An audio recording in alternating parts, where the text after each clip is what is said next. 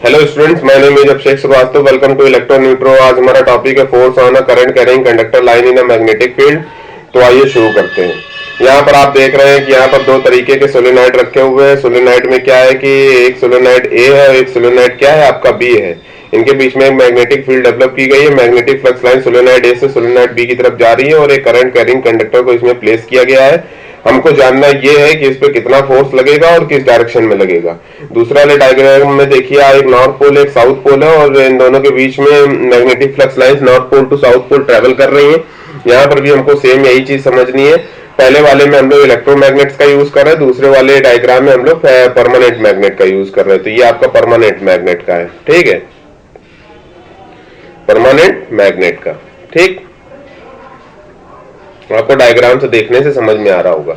तो नॉर्मल अगर हम लोग एक फार्मूला ले लें, F is equal to B L I, और वेक्टर में अगर इसको फार्मूला ले लेते हैं तो F vector is equal to B vector L vector और आई हो गया। आई एक स्केलर क्वांटिटी है।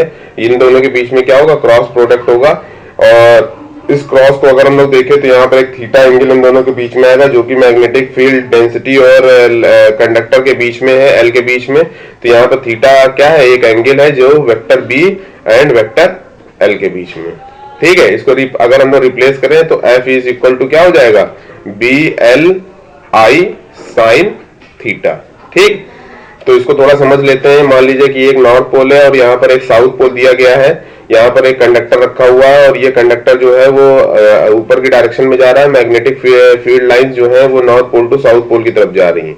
तो इनके बीच में अगर हम लोग एंगल देखें तो यहाँ पर आप देखेंगे कि यहाँ पर एक एंगल क्या बनना है, 90 डिग्री बनना है, क्योंकि कंडक्टर की डायरेक्शन ऊपर साइड है और मैग्नेटिक फील्ड की डायरेक्शन जो है वो north pole to south pole है। तो अगर आप साइन 90 की वैल्यू देखें तो साइन 90 की वैल्यू कितनी होती है, साइन 90 की वैल्यू होती है 1। तो यानी F इज इक्वल टू क्या होगा, मैक्सिमम F मैक्सिमम फोर्स लगेगा बी एल आई।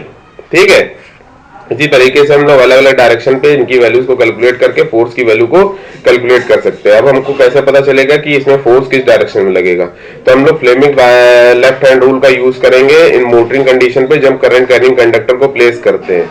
तो फ्लेमिंग लेफ्ट हैंड रूल आपको यहाँ देखने को डायग्राम में मिल रहा होगा। ये देखिए फ्लेमिंग लेफ्ट हैंड रूल है और यहाँ पर आपकी जो ये इंडेक्स है, इंडेक्स फिंगर है, ये आपकी लाइन ऑफ फ्लक्स को बता रही है। यहाँ पर जो सेकंड फिंगर है डायरेक्शन ऑफ करंट को बता रही है और जो ये थंब है ये आपको किसको बता रहा है, ये बता रहा है कि फोर्स जो लगेगा वो किस डायरेक्शन में लगेगा।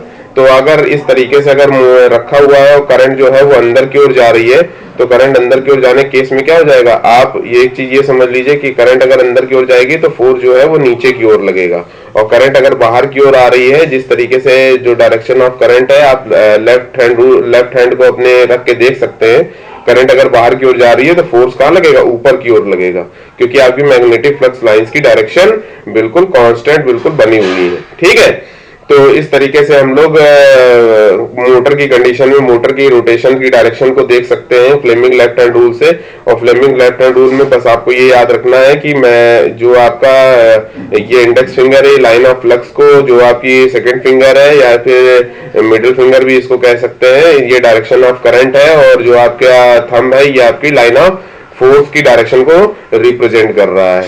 और इस तरीके से हम इस फार्मूले से ये भी पता कर सकते हैं कि हमको कितना फोर्स इस पर्टिकुलर कंडक्टर पे लगेगा। ठीक है, तो आशा है कि आपको ये सारी चीजें समझ में आई होंगी और अगर आपको कोई क्वेरी हो तो आप कमेंट बॉक्स में कमेंट कर सकते हैं।